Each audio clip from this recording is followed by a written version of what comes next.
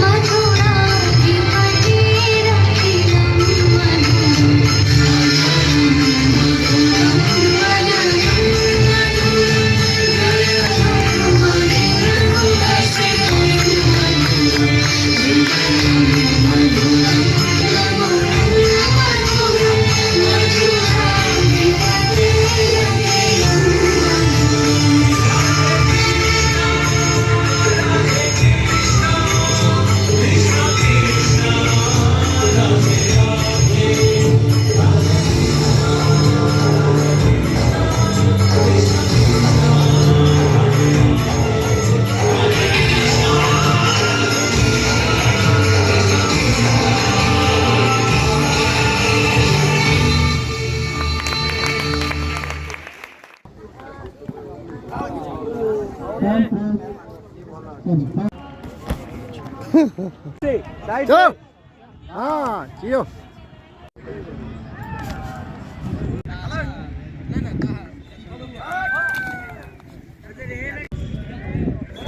यो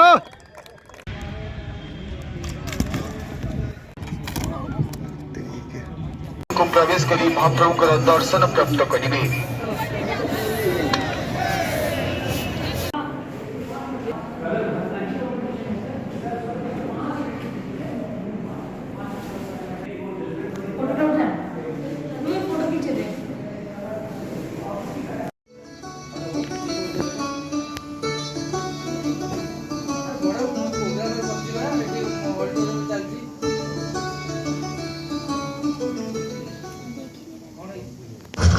नमः सर्वेभ्यः अहम् अंजलि कुमारी अद्य अहं भक्तां समक्षं गयायाः प्रसिद्धं पर्यटकं तीर्थक्षेत्रं च यात्रावर्णनं करिष्यामि।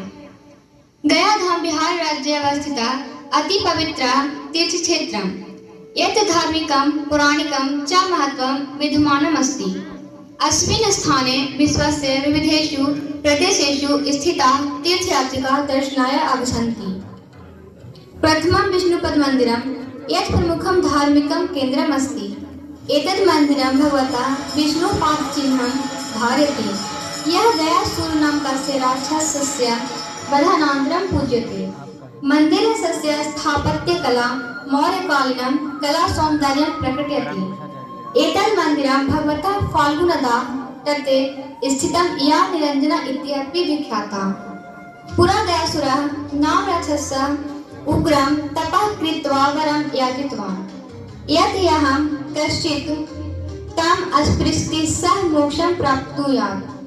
ततः भगवान् विष्णु मोक्षप्रदानस्य न्यायं सुनिश्चिन्तुं गयासुरं पृथ्व्याम् अधिगन्तुं प्रार्थितवान्। विष्णुः तस्य दक्षिणपादं गयासुरस्य शिरसि स्थापयित्वा तम् अधोधितवान्। तत्र भगवतः विष्णुः पादचिह्नम् अवस्थितम्, यत् अद्यापि जनाः दर्शयन्ति। तस्मिन्नेव पदचिह्ने शङ्खं चक्रं गदा इत्यादीनि नव प्रतीकानि दृश्यन्ते, यानि विष्णुशस्त्राणि मत्वा पूज्यन्ते। गयासुरः भोजनं याचत स्म, ततः विष्णुः तं वरं ददौ यत् प्रतिदिनं कश्चित् तस्मै पिण्डम् अन्नं च दास्यति। यस्मिन् दिने सः अन्नं न प्राप्स्यति, तस्मिन् दिने सः पृथिव्याः बहिः आगमिष्यन्ति। तेन तीर्थयात्रिकाः गयायां भोजनं पिण्डं चूर्णम् अर्पयित्वा मोक्षं प्रार्थयन्ति। तथा फाल्गुनदीं स्मर्तुम् आवश्यकं या गयायाः धार्मिकं महत्त्वेन प्रसिद्धा। अत्र श्राद्धकर्माणि पितृकर्माणि च सम्पन्नानि भवन्ति। वायुपुराणे फाल्गुनदाः विष्णुः अवतारं वर्णितः, यत् तीर्थयात्रिकाः पितृकार्याणि कुर्वन्ति। गयायाः समीपं बोधगया नाम महत्वपूर्ण स्थानं विद्यमानं, यत्र भगवान् बुद्धः ज्ञानं प्राप्तवान्। तत्र महाबोधिमन्दिरं प्रमुखम् आकर्षणम् अस्ति। गयायाः अन्य स्मरणीयस्थलानि प्रेतशिला पर्वत तथा बराबर गुफा अपि महत्वपूर्ण सन्ति। अतएव परमं पवित्रं पितृतीर्थक्षेत्रं गाय सुप्रसिद्धं सर्वे जनाः पितृ उद्धार कार्य अवश्यं करेयुः इति। एवं गयायाः यात्रा केवलं धार्मिकं न अपितु ऐतिहासिकं सांस्कृतिकं च महत्त्वं वहति। धन्यवादः। पुनर्मिलामः। मान्याः मुकेश महालिक महोदयः ओडिशा सर्वकारस्य स्वास्थ्य परिवार कल्याण विभागस्य तथा च इन्फर्मेशन टेक्नोलॉजी सूचना प्रौद्योगिकी विभागस्य एवं च तत्र मन्त्रिणः भवन्ति, सौभाग्यं प्राप्ताः एवं च पूरी विधानसभा क्षेत्रस्य पूरी विधायकाः आचार्य सर्वेपि अतिथयाः अत्र समागताः। अत एव एतादृशी व्यवस्था अस्माकं परिसरीयछात्रैः कृता वर्तते। करताडनध्वनिभिः स्वागतं सुस्वागतं च व्याहरामः अतिथिवर्याणाम्।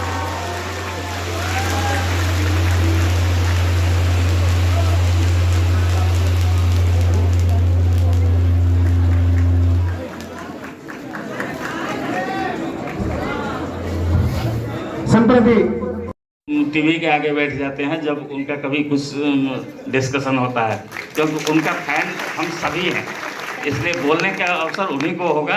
हम तो केवल अपने विश्वविद्यालय की तरफ से कुछ बता रहा हूँ। माननीय मंत्री जी, माननीय सांसद सर, हमारे निधि मैम, हमारे जयंत सर, मैं भी उड़िया ही हूँ, मैं उड़िया बोलता हूँ। हमारे बाल बच्चे उड़िया बोलते हैं। बहुत 15-20 साल उड़ीसा में रहा हूँ, पुरी में ही, इसलिए मैं पूर्ण रूप से अपने को जितना जन्म स्थान पर रहा उससे अधिक उड़ीसा में रहा हूँ। और यही है कि जब हमारे लिए बोलते थे, हमारे सारे बच्चे ताली बजा रहे थे, इसलिए कि मैं सब बच्चों को पर्सनली जानता हूँ। और मैं अपने विश्वविद्यालय में छात्र कल्याण का डीन हूँ। छात्र कल्याण डीन होने के नाते हमारे विश्वविद्यालय के जितने भी कैंपस है, जितने भी आदर्श है, जितने भी संबद्ध संस्थाएं हैं, सबको मैं जानता हूँ, सबके व्यक्तिगत छात्रों को जानता हूँ, हर समस्या का समाधान करता हूँ। यहाँ पर जितने भी अतिथिगण हैं, हम तो सबसे पहले हम अपने माननीय कुलपति जी श्रीमान श्रीनिवास बरखेड़ी जी की तरफ से सबका अभिनंदन करते हैं, स्वागत करते हैं। किसी कारण से वो नहीं आ पाए क्योंकि कुछ प्रक्रियाएं चल रही। कुछ प्रक्रियाओं के बारे में ये कह रहा हूँ कि हमारा विश्वविद्यालय वही विश्वविद्यालय है जो IKS दुनिया विश्वविद्यालय IKS को समझ रहा है। अभी हमारा विश्वविद्यालय माननीय सांसद जी हैं और हमारे मंत्री जी हैं, प्रधान जी हैं, उनके कृपा से अभी अपॉइंटमेंट भी IKS में पहले पर हमारे 22 लोगों का अपॉइंटमेंट हो रहा है IKS में। अब उसी प्रक्रिया में हमारे कुलपति जी लगे हुए हैं, इसलिए नहीं आ पाए, नहीं तो यहाँ आना आवश्यक था। तो ये मुख्य रूप से NEP जो है, NEP में पंचकोशीय विकास को मूल माना है। जो 91 कोष है, 99 कोष है, ये जो 5 कोष है, 5 कोषों का विकास हमारे सांसद जी डॉक्टर हैं, वही सब। तो पंचकोशीय विकास मुख्य रूप से है। तो छात्रों का हर सर्वांगीण विकास को ही हम शिक्षा मानते हैं। हमारे यहाँ पहले योग महोत्सव के नाम से ये कार्यक्रम चलता था, जिसको हमने थोड़ा सा परिवर्तन किया। योग महोत्सव न कह के हम अखिल भारतीय क्रीड़ा शैक्षिक सांस्कृतिक स्पर्धा, क्योंकि योग महोत्सव के नाम पर सर्टिफिकेट लेने पर कहीं कुछ नहीं होती है उसकी, और क्रीड़ा स्पर्धा स्पोर्ट्स कंपटीशन के नाम पर उसको सारी सुविधाएं मिलती है। तो हमने बोर्ड एकेडमिक काउंसिल और एग्जीक्यूटिव काउंसिल सबसे पास करा के इसको कर दिया शैक्षिक क्रीड़ा अखिल भारतीय शैक्षिक। जिस तरह AIU में कंपटीशन उसका ऑल इंडिया होता है, 4 जोन में होता है, हमने भी 4 जोन में इसको विभक्त किया है। पूर्वोत्तर जोन ये है, इसी तरह south zone, north zone, central zone. पिछले वर्ष की बात भी, इस वर्ष भी जैसे हमारा नाट्य महोत्सव है, नाट्य महोत्सव को हम अखिल भारतीय किए, भारत में जितने भी संस्कृत विश्वविद्यालय सबको उसमें आमंत्रित किया। इसमें भी हम अभी तो हमारे सारे आदर्श, सारे संबद्ध महाविद्यालय और हमारा कैंपस इसमें भाग लिए हैं। अगले वर्ष से हमारी योजना वही है कि हम जितने भी इस जोन की संस्कृत यूनिवर्सिटी है उसको भी आमंत्रित करके इसमें जोड़ेंगे और इसको एक AIU के तर्ज पर ही हम इसको अखिल भारतीय स्पर्धा बनाएंगे। और यही हमारे कुलपति जी का विजन है। हमारा विश्वविद्यालय, हमारे जो सांसद जी हैं उनको पूरा हमारे विश्वविद्यालय का सब कुछ पता है। हमारा विश्वविद्यालय जब से हमारे कुलपति जी हैं और हमारे मंत्री जी हैं, जब केंद्रीय विश्वविद्यालय बना, बहुत सारे विश्वविद्यालय हैं, हम IIM से IIT से बराबरी का दर्जा करने में लगे हुए हैं। अभी हमारा 40वां रैंक मिला है हमको, जो पूरे विश्वविद्यालय में, हमारा विश्वविद्यालय जनरल विश्वविद्यालय, संस्कृत विश्वविद्यालय में, सभी विश्वविद्यालयों में हमारा 40वां रैंक है। हमारा UGC के कैडर 1 में तीसरे पोजीशन पर है। इसका मतलब है कि हमको स्वायत्तता है कि हम कोई भी पाठ्यक्रम चला सकते हैं बिना UGC की परमिशन के, और वो हम चला भी रहे हैं। हम आपको बता दें कि मल्टीडिसिप्लिनरी हमारा विश्वविद्यालय सबसे आगे निकला है अभी, क्योंकि एनईपी में पूर्ण रूप से हम प्रविष्ट हैं और मल्टी डिसिप्लिनरी के तौर पर हमने एलएलबी शुरू किया है, जो संस्कृत कहीं भी वो नहीं है। हमने धर्मशास्त्र को जोड़ के हमारे धर्मशास्त्रों के आधार पर भारतीय विधि शास्त्र जो एलएलबी की बार काउंसिल से हम स्वीकृति लेके उस पाठ्यक्रम को जयपुर कैंपस में चलाए हैं। इसी तरह हम भारतीय सिविल सर्विस जो है उसके लिए पाठ्यक्रम चलाए हैं, BA honours civil Sanskrit and civil service. इस तरह के जो पाठ्यक्रम अभी आप जानते होंगे कि आयुर्वेद में रिसर्च इंस्टीट्यूट है दिल्ली में आयुष मंत्रालय का, उसने भी बीएमएस के लिए उन्होंने भी अप्लाई किया, उनको नहीं मिला। और हम आयुर्वेद गुरुकुलम करके 7 year BMS course integrated course के लिए किया, हमको मिल गया है। हम स्वयं भी खोल सकते हैं, किसी को अप्लीकेशन दे सकते हैं बीएमएस के लिए 7 ईयर कोर्स। तो मल्टी डिसिप्लिनरी में भी हमारा विश्वविद्यालय आगे जा रहा है। हम ये सब जितने भी कार्यक्रम होते हैं उस कार्यक्रम का उद्देश्य यही है कि हमारे छात्रों का, हमारे अभी 17,000 छात्र हैं टोटल हमारे यूनिवर्सिटी में। हम 118 कोर्स चला रहे हैं।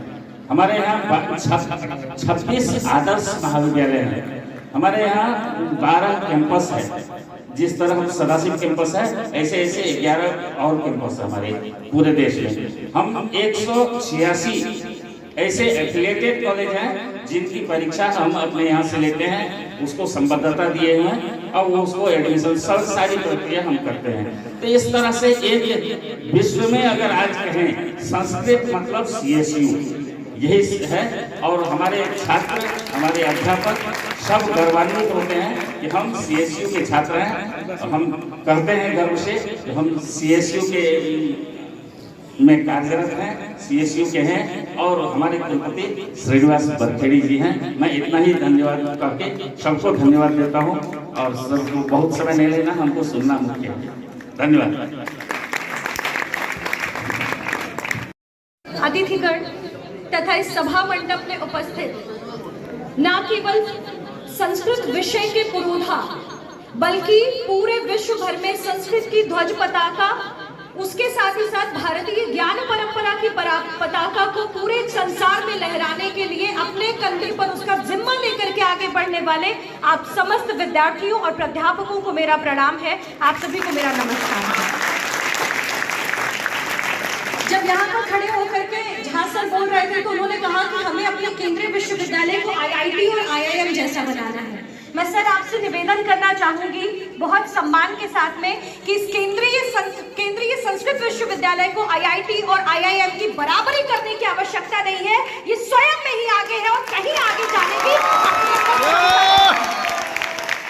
और मुझे बहुत प्रसन्नता हो रही है, अभी कुछ दिन पहले ही मैंने जब ये एक समाचार पढ़ा और मैंने आपके विश्वविद्यालय के माननीय कुलपति महोदय को बहुत धन्यवाद किया कि मुझे नहीं लगता कि हम जैसे विद्यार्थियों ने या संस्कृत के किसी भी विद्यार्थियों ने कभी स्वप्न में भी ये सोचा होगा कि संस्कृत में आयुर्वेद की शिक्षा लेने वाले विद्यार्थी के नाम के आगे कभी वैद्य या चिकित्सक लग सकेगा।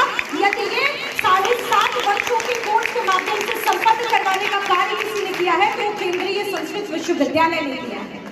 साथ ही साथ कभी किसी ने नहीं सोचा था कि हम धर्मशास्त्र की शिक्षा लेते हैं, हम विधि पढ़ रहे हैं, हम उसके ऊपर शोध भी कर रहे हैं, पर क्या संस्कृत में धर्मशास्त्र पढ़ने वाला एक विद्यार्थी उसके नाम के आगे कभी वकील लग सकेगा, कभी अधिवक्ता लग सकेगा? ये संस्कृत का विद्यार्थी नहीं सोच सकता था, परंतु स्वप्न में भी ना सोची जाने वाली बात को यदि संभव करके किसी ने दिखाया है तो वो केंद्रीय संस्कृत विश्वविद्यालय के प्रशासनिक नेतृत्व ने करके दिखाया है। इस नाते से मैं जिस विश्वविद्यालय से पढ़ करके आई हूँ, मैंने दिल्ली में जवाहरलाल नेहरू विश्वविद्यालय से शिक्षा प्राप्त की, वहां से अपनी PhD पूर्ण की। वहां हमेशा हमें सुनने को मिलता था, क्योंकि आपको पता है कि संस्कृत विरोधी विमर्श जितने भी खड़े होते हैं, मैं क्षमा भी मांगती हूँ आप सभी से कि कहीं ना कहीं विमर्शों को गढ़ने में मेरे विश्वविद्यालय का बहुत बड़ा योगदान है। जहां पर संस्कृत पढ़ने वाला विद्यार्थी दिखे तो उसके माथे पर लगे हुए टीके को देख करके उसका उपहास बनाया जाता था। यदि उसके सिर पर शिखा होती थी, उस शिखा को देख करके अपमानजनक उसे फील कराया जाता था। और मैं क्षमा चाहती हूँ, ये ताली बजाने का विषय नहीं है, ये चिंता का विषय है कि उस कैंपस के अंदर शिखा रखने वाले एक साथ ही साथ हम सबके मुंह पर आकर के कहा जाता था क्या संस्कृत की पढ़ाई करते हो, ये तो मृत भाषा है। इस तरीके के जब आरोप लगाए जाते थे तो मैं उनसे ये कहना चाहूंगी जिनको ये लगता है कि संस्कृत मृत भाषा है, या मैं जहां जहां प्रवास पर गई किसी को पता चला मैंने संस्कृत में पीएचडी की तो व्यक्ति मुझसे पूछता था अच्छा आज भी लोग संस्कृत पढ़ते हैं क्या, संस्कृत पढ़ाने वाले भी हैं क्या। तो मैं ऐसे सभी लोगों को संस्कृत विश्वविद्यालय के आज की सभागार में आमंत्रित करना चाहती हूँ कि आइए और यहाँ बैठे हुए प्राध्यापक और विद्यार्थियों को देखिए, आपको उत्तर अपने आप मिलेगा कि संस्कृत पढ़ने वाले लोग आज भी भारत में हैं या नहीं है। आज जहाँ कोरिया, जर्मनी, चाइना, हर एक देश से विद्यार्थी कभी नेपाल संस्कृत पढ़ने के लिए जाते हैं तो कभी भारत में संस्कृत पढ़ने के लिए आते हैं, और ऐसे लोग भारत में स्थित लोग विमर्श खड़ा करने का प्रयास करते हैं कि संस्कृत तो मृत भाषा है। आप अपनी मृत भाषा की ढकली बजाते रहिए, हम IKS के माध्यम से हर विश्वविद्यालय में ऐसे शिक्षकों को खड़ा कर देंगे जो देश का, भारत का पुनर्निर्माण करने का दायित्व अपने कंधों पर लेकर के संस्कृत के लिए कार्य करेंगे, देश के लिए। हम सब जानते हैं कि हमारा भारत देश विश्व का युवा देश है, सबसे बड़ा युवा देश है हमारा देश, पर ये युवा देश के कंधों पर ही आज भारत हमारा महाशक्ति बनने के लिए अग्रसर है। महाशक्ति बनने के साथ साथ भारत विश्व गुरु बनने के लिए भी अग्रसर है। यदि उसे विश्व गुरु बनना है तो उसका सबसे अधिक जिम्मा, सबसे अधिक उत्तरदायित्व यदि किसी के कंधे पर है तो उस संस्कृत के विद्यार्थियों के कंधे पर। मैं आपको कारण बताना चाहती हूँ क्योंकि यदि आज IKS के भारतीय ज्ञान परंपरा के यदि विभाग कहीं पर खुल रहे हैं तो वो किसी अन्य विषय को पढ़ने वाला विद्यार्थी भारतीय ज्ञान परंपरा में क्या समाहित होना चाहिए उसकी शिक्षा वो नहीं दे पाएगा, वो देगा तो संस्कृत का विद्यार्थी दे पाएगा। आज जब राष्ट्रीय शिक्षा नीति 2020 में जो आई वो लागू की जा रही है, उसको लागू करने में सबसे ज्यादा यदि योगदान मैं कहूँ तो संस्कृत के प्राध्यापकों का है, जो उस विजनरी राष्ट्रीय शिक्षा नीति को इम्प्लीमेंट कैसे करना है उसके डायरेक्शन दे पाएंगे, क्योंकि वो संस्कृत आधारित शिक्षा पर केंद्रित है। और मैं जब संस्कृत आधारित कह रही हूँ तो हम खुलेआम ही कहते हैं कि वो भारत केंद्रित राष्ट्रीय शिक्षा नीति है, तो हम भारत कहें या संस्कृत कहें कोई अंतर नहीं है दोनों में, क्योंकि भारत भी संस्कृत और संस्कृत भी भारत, दोनों में किसी प्रकार का कोई अंतर नहीं हम मानते हैं।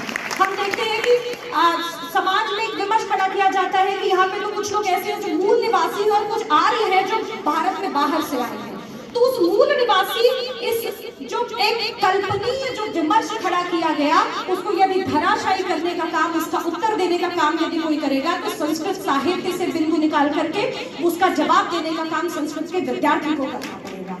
और संस्कृत की भाषा हम ये हमेशा कहते हैं कि भारोपीय परिवार की भाषा, हम क्यों किसी भारोपीय परिवार की भाषा में स्वयं को सम्मिलित मानेंगे? उन्हें अपने लिए एक परिवार ढूंढना है जिनके यहाँ प्राचीनतम भाषा का कंसेप्ट ही नहीं है। जब जर्मनी में जर्मन और ग्रीक भाषाओं के इतिहास की तरफ मुड़ करके देखा गया तो उनको लगा कि जब उन्होंने संस्कृत का अध्ययन किया तो उनको ये ध्यान में आया कि ये संस्कृत भाषा तो हमारे यहाँ जर्मन और ग्रीक से पुरानी है, तो हम खुद को श्रेष्ठ कैसे साबित करें संस्कृत से, तो एक पेट्रो लैंग्वेज की कल्पना करनी गई।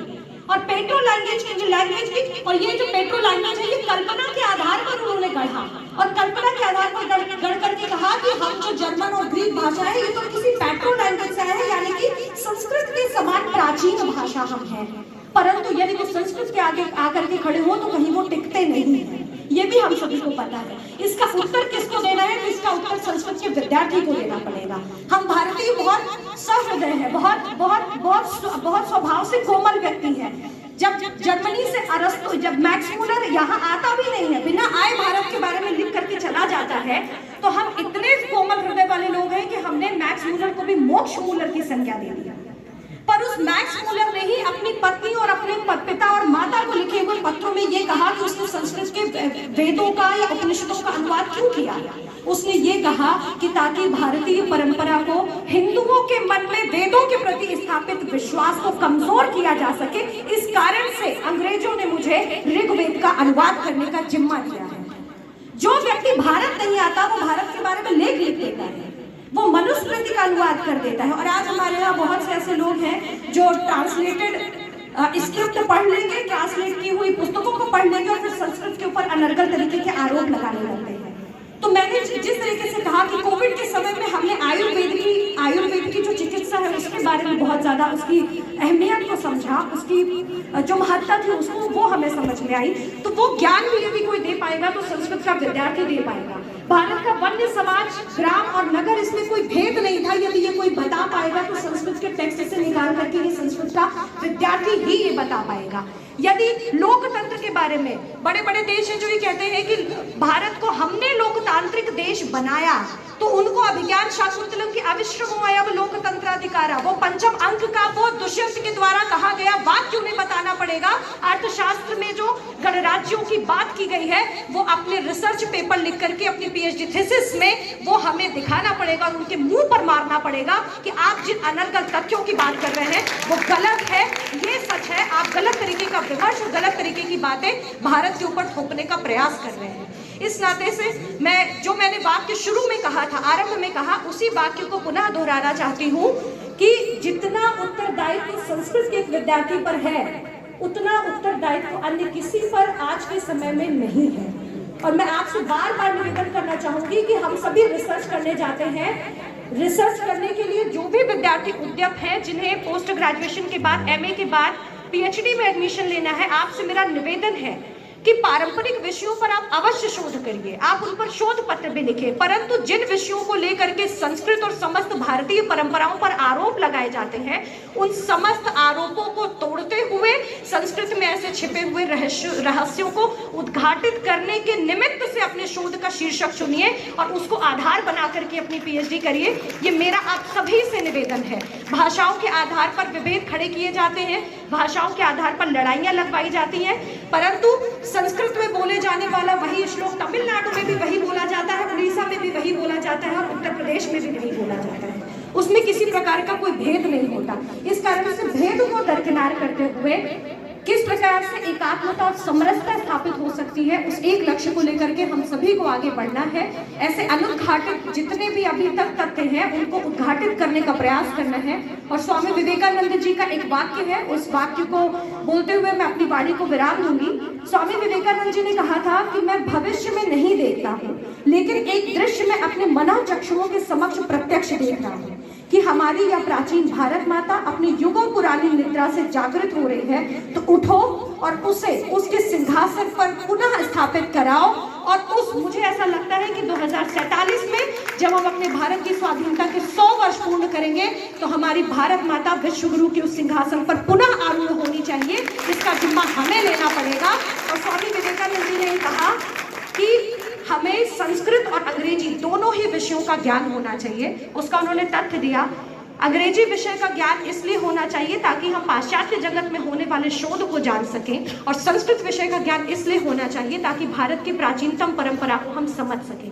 तो इस नाते से हम अपने लिए इस प्रतियोगिता के पश्चात एक ध्येय तय करें, एक लक्ष्य तय करें और भारत माता को उस परम वैभवी सिंहासन पर आरूढ़ करने हेतु एक लक्ष्य लेकर के आगे बढ़े। इसी निवेदन के साथ अपनी वाणी को विराम देती हूँ। इतने धैर्यपूर्वक मुझे सुनने के लिए आप सभी का बहुत बहुत धन्यवाद। वंदे मातरम। भारत माता की जय।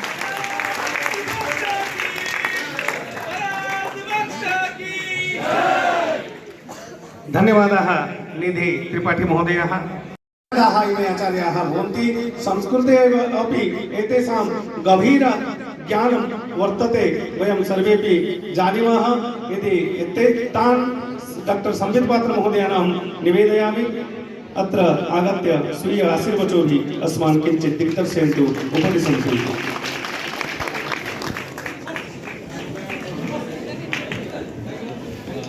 जय जगन्नाथ। जय जगन्नाथ। आप सभी को बहुत बहुत प्रणाम, बहुत नमस्कार। आज मंच पर मौजूद इस कार्यक्रम के मुख्य अतिथि मेरे भ्राता, आप सभी के सुपरिचित उड़ीसा सरकार में मंत्री माननीय मुकेश महालिंग जी को प्रणाम है। मंच पर उपस्थित प्रोफेसर बनमाली जी, मंच पर उपस्थित आदरणीय मदन मोहन झा साहब, जिनके लिए बहुत तालियां बजी आज, और मंच पर ही जिन्होंने योग के साथ खो खो को भी यहाँ पर लाकर स्थापित किया और यथाशीघ्र हम विश्व स्तर में खो खो में उनके कार्यों को देखेंगे।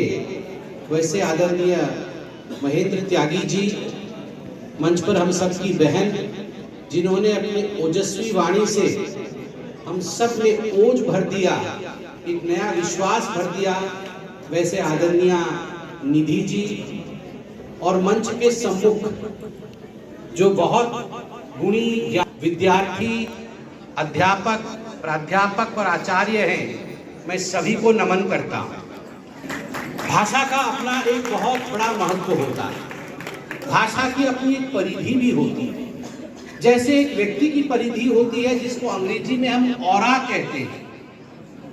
जब भी हम कोई चित्र देखते हैं देवी देवता का, तो उनके मुखमंडल के चारों तरफ एक ऑरा रहता है। ऐसा रहता है मानो उनके मुख के पीछे, उनके शीर्ष के पीछे सूर्य दैदीप्यमान है।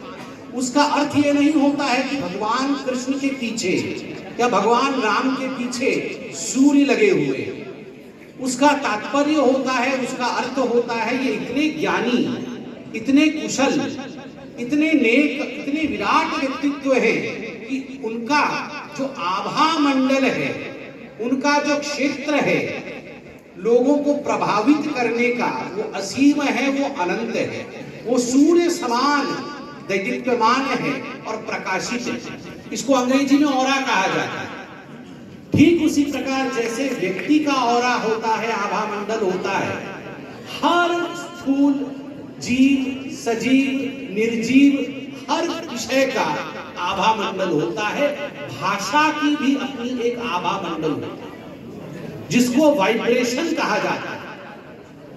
आप देखिए हर भाषा का और उस भाषा के प्रयोग में हम किस प्रकार से अपने आप को जोड़ते हैं, उससे उस भाषा के महत्व का पता चलता है।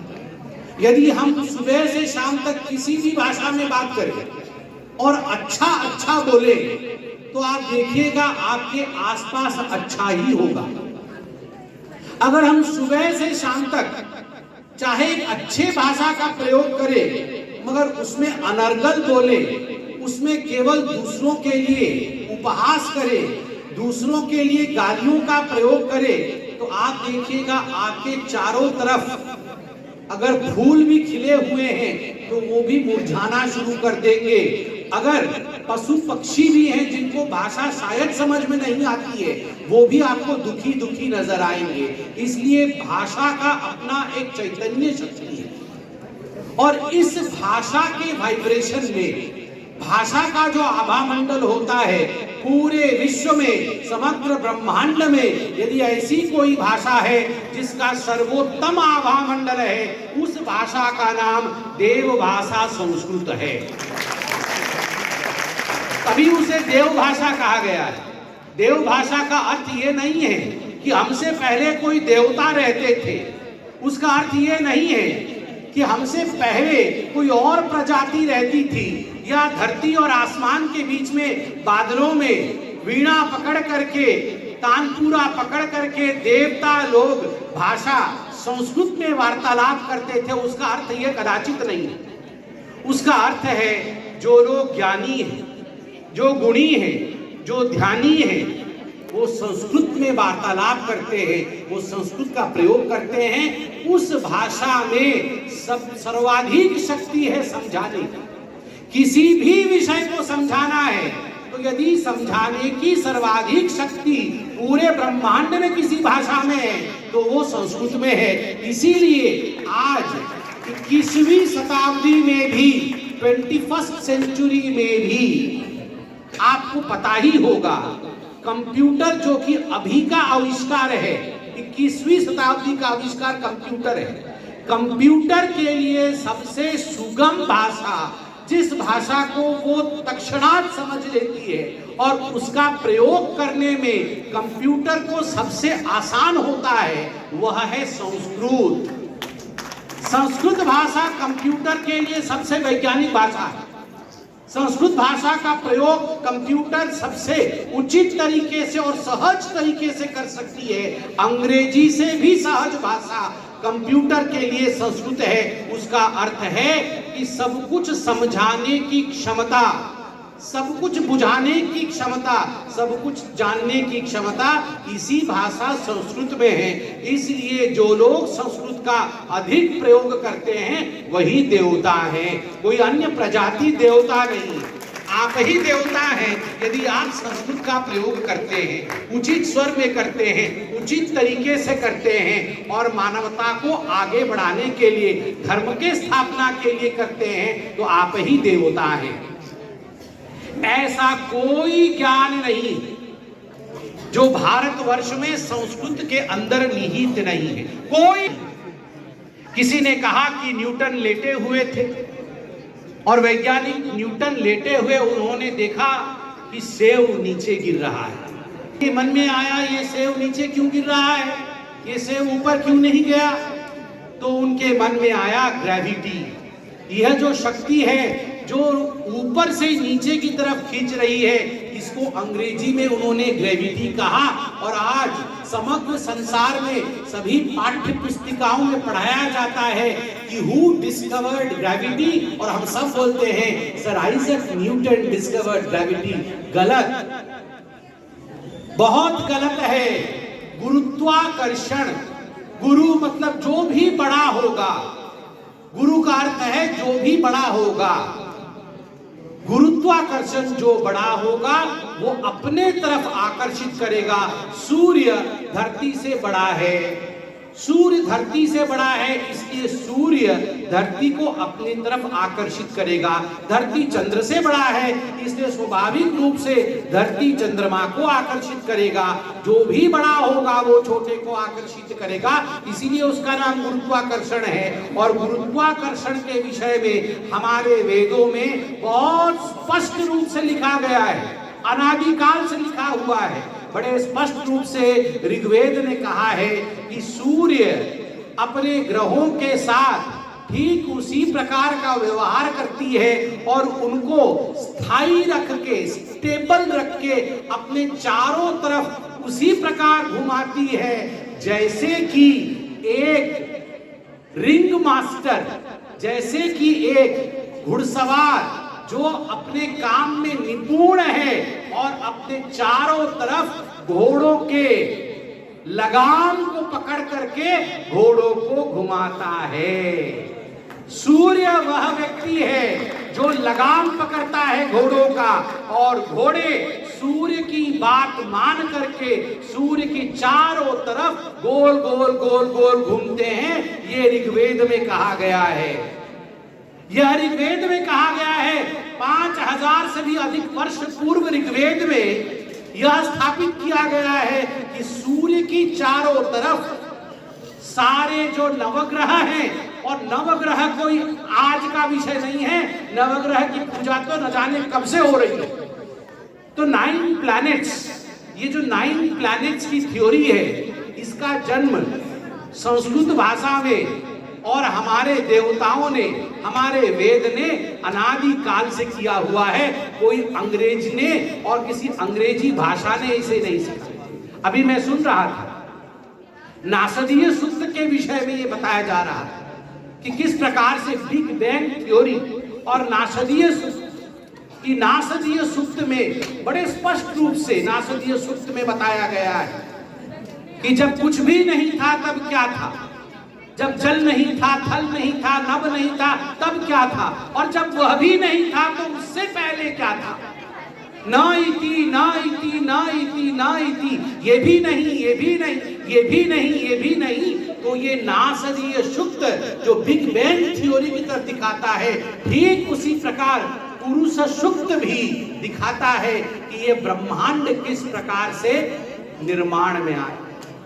बहुत स्पष्ट रूप से पुरुष सूक्त हम सब पढ़ते हैं, मगर उसके अर्थ को भी समझना बहुत अनिवार्य है। सहस्त्र शीर्षा पुरुषः सहस्त्राक्ष सहस्त्रपाद सभूमिं विश्वतो वृत्वान् अत्यतिष्ठति दशांगुलम्। सहस्त्र शीर्षा पुरुषः क्या बताया गया है? आप देखिए, एक थ्योरी है अंग्रेजी में, एक बहुत बड़े फिजिसिस्ट हुए हाइजेनबर्ग। हाइजेनबर्ग को नोबेल प्राइज मिला और विश्व में आज हाइजेनबर्ग का नाम बहुत प्रतिष्ठित है। हाइजेनबर्ग को नोबेल प्राइज क्यों मिला? हाइजेनबर्ग को नोबेल प्राइज मिला यह स्थापित करने के लिए प्रिंसिपल ऑफ अनसर्टेनिटी। उन्होंने प्रिंसिपल ऑफ अनसर्टेनिटी स्थापित किया। क्या है ये principal of uncertainty? Principal of uncertainty है। हम सब जानते हैं अणु, एटम, अणु हम सब जानते हैं। अंग्रेजों ने हमें सिखाया कि अणु के अंदर 3 प्रकार के कण हैं, और वो कण क्या है? इलेक्ट्रॉन, न्यूट्रॉन और प्रोटॉन। ये है ना, इलेक्ट्रॉन, न्यूट्रॉन, प्रोटॉन।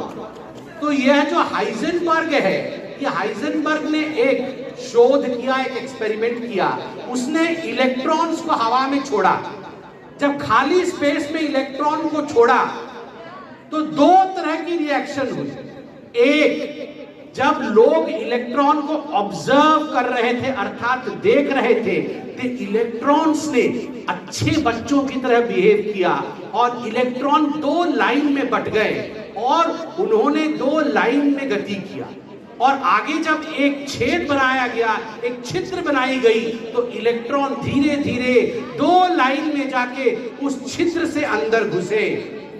मगर दूसरे एक्सपेरिमेंट में हाइजेनबर्ग ने कहा कि कोई भी इन इलेक्ट्रॉन्स को अब देखेगा नहीं, ऑब्जर्व नहीं करेगा। जब किसी ने ऑब्जर्व नहीं किया, किसी ने देखा नहीं, तो इलेक्ट्रॉन्स ने अपना लाइन तोड़ दिया। वो लाइन में जाना उन्होंने बंद कर दिया और जाके सब टकरा गए। जो 2 स्लिट्स बनी थी, उस स्लिट्स के साथ टकरा गई और स्लिट से पास नहीं हो पाई।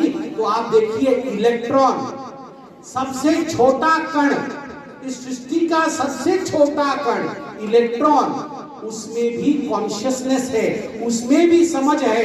कोई उसे देख रहा है तो वह सीधे लाइन में चलेगा और जहां छिद्र है उस छिद्र से निकल जाएगा, और कोई उसे देख नहीं रहा है तो वो अपने मनमानी तरीके से चलेगा, ठीक वैसे जैसे कक्षा में बच्चे होते हैं।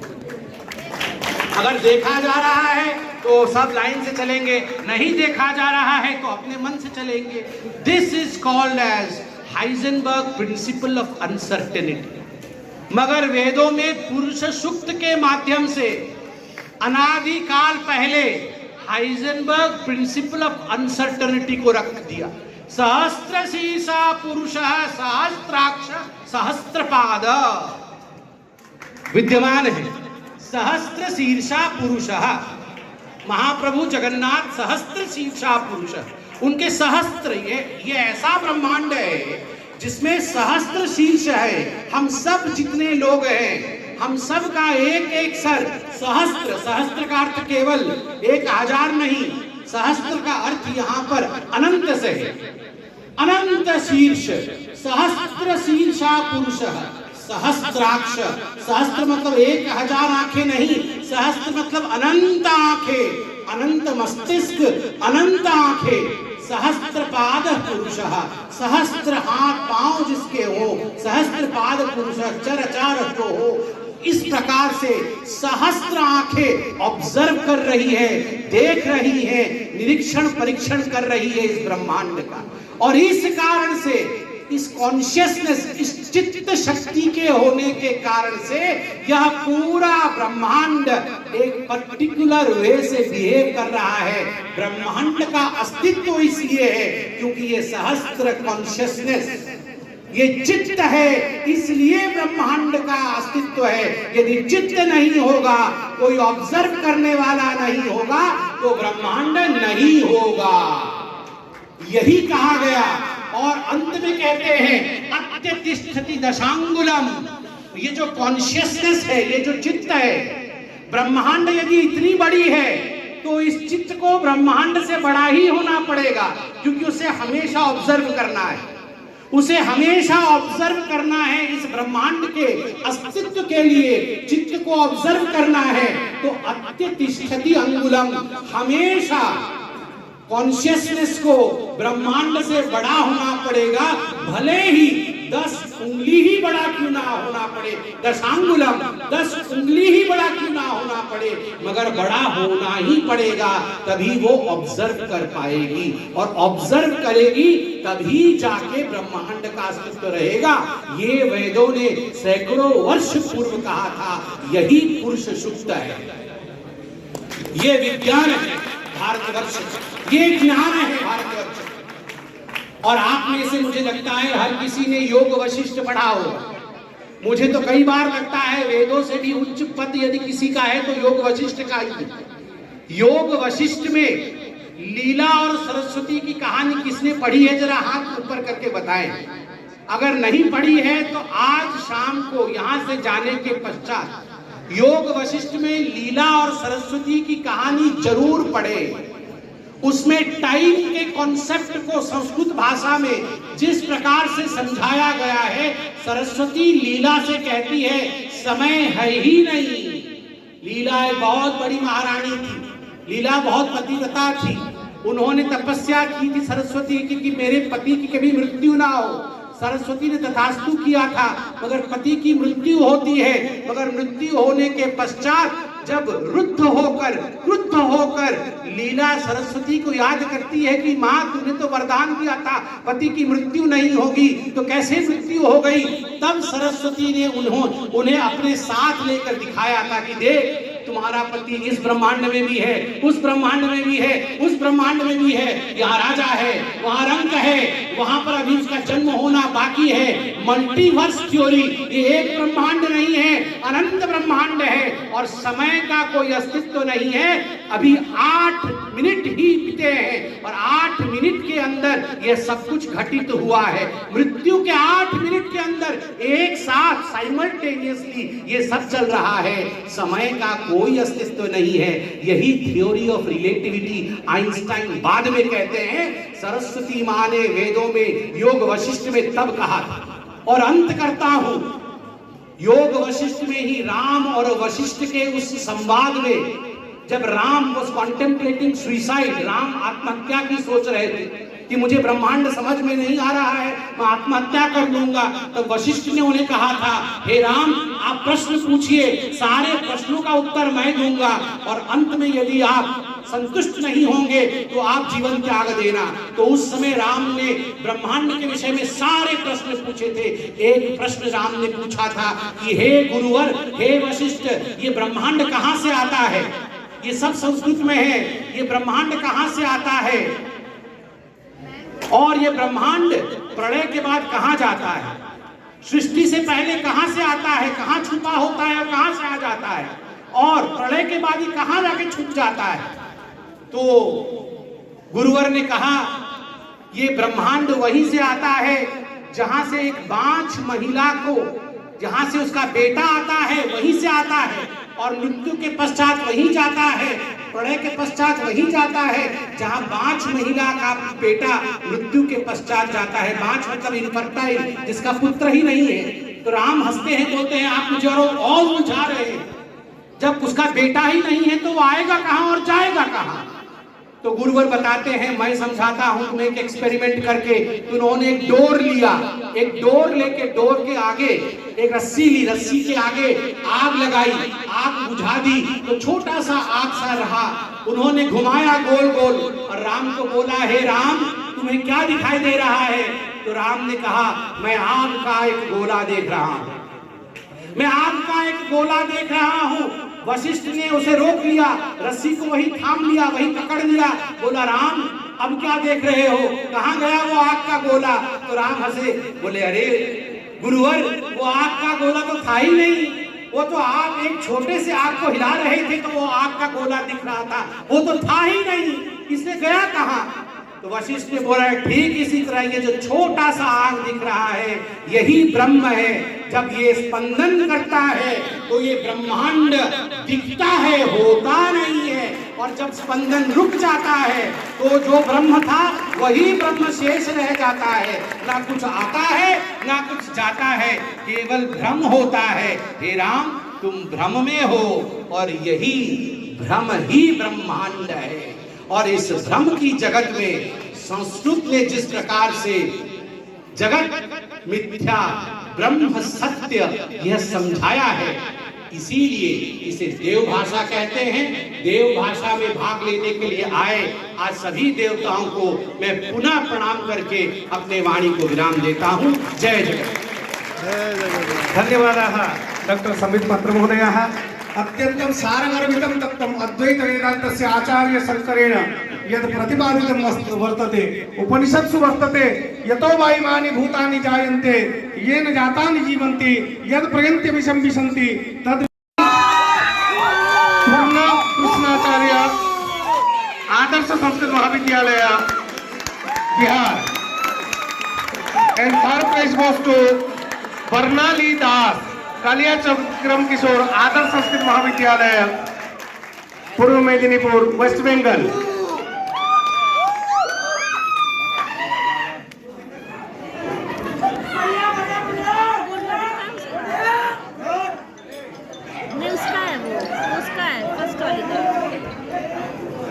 Now 800 meter men's सील असेम मोइरंगाचा श्री राधा माधव आदर्श संस्कृत महाविद्यालय मणिपुर फर्स्ट प्राइज गोes। सेकंड प्राइज गोes टू सौरभ कुमार श्री स्वामी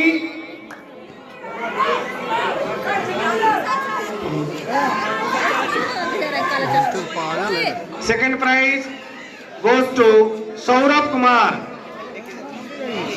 श्री स्वामी पंकुशाचार्य आदर्श संस्कृत महाविद्यालय बिहार।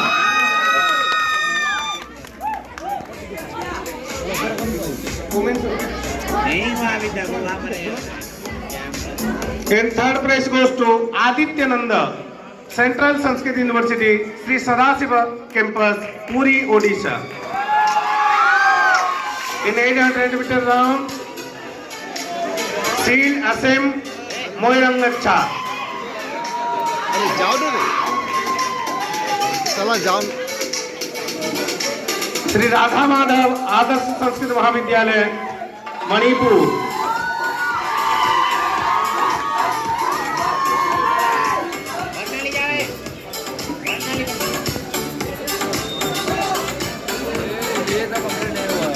आगे पीछे करते रहे, देखिए तो किसको मिल रहा है किसको नहीं। ताबड़ तोड़ सब अनाउंसमेंट कर रहा क्या।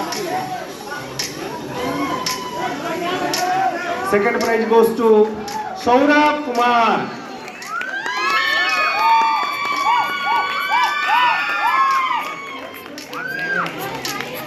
And third prize goes to Adityananda।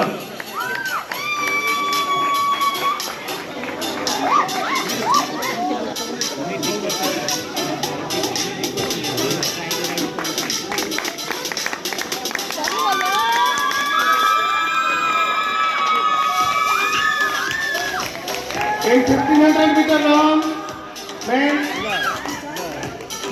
first prize goes to Central Sanskrit University Ekalabya Campus Agartala Tripura Kililungwe Niamey। Second prize goes to Prevam Manao Singh Sri Radha Madhav Adarsh Sanskrit Mahavidyalaya Manipur। Adarsh Sanskrit Mahavidyalaya Hoshangabad Bihar. Third prize गोes to Smriti Sudha Prishti Shri Sadashiv campus Puri.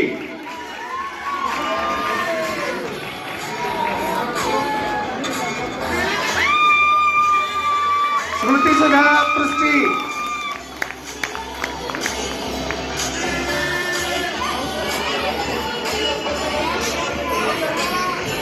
अग्रे सौपविष्टाः आचार्याः ज्येष्ठाः अनुरुध्यन्ति कृपया मञ्चं समागच्छन्तु। छात्राणाम् उत्साहवर्धनं कुर्वन्तु इति भवतां समेषां कृते निवेदनम्। अगरतला परिसरतः समागताः आचार्याः मैडम महोदयाः भवती अपि समागच्छतु इति निवेदनम्।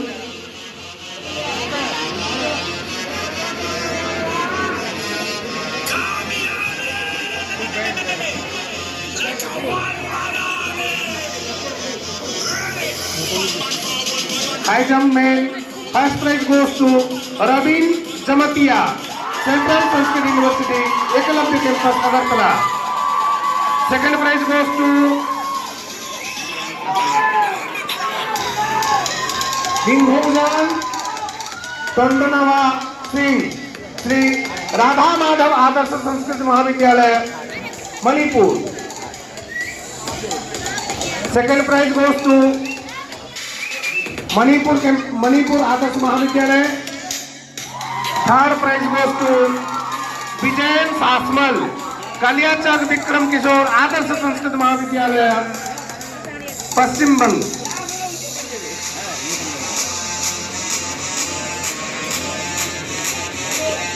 In high jump women competition, first prize goes to Eklavya campus Agartala Deepu Barwa. केले बोला नहीं?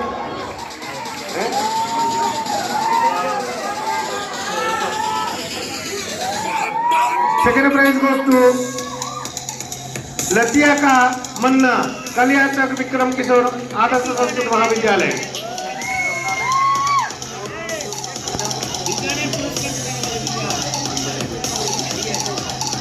थर्ड प्राइज गोes to Pandita Panda Shri Sadashiv campus Puri.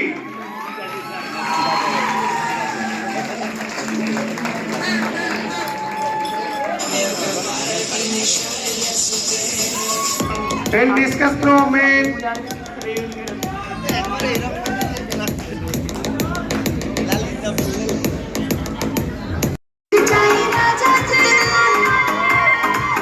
next event volleyball. Next event volleyball winner Shri Radha Madhav Adarsh Sanskrit Mahavidyalay Manipur.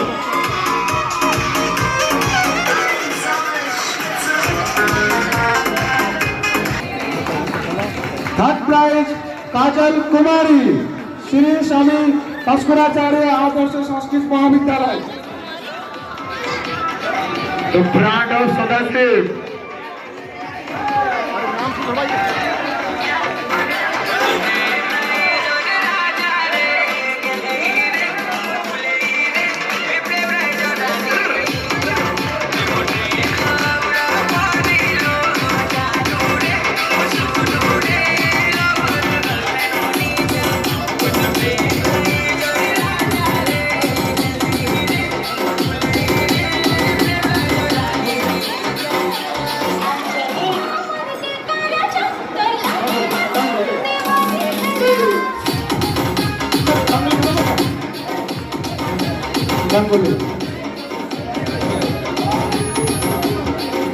Next, Sanskrit B-Block Sanskrit B-Block. First, Akash Sahu, Center Sanskrit University, Sri Sadashiv Campus, Pune. Second prize, Anjali Kumari. Anjali Kumari, Sri Swami Bhaskaracharya Adarsh Sanskrit Mahavidyalay.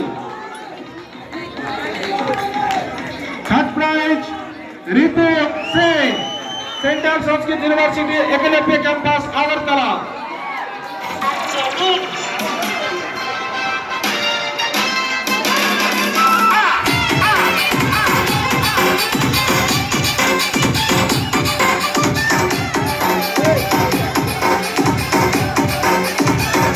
Next event, Varta Lekhanam. First prize, Brajakishore Acharya, Central Sanskrit University, Sri Sadashiv Campus. Second prize, Mannu Kumar Pandey, Lakshmi Devi. Third prize, Ritik Raj, Eklavya Campus.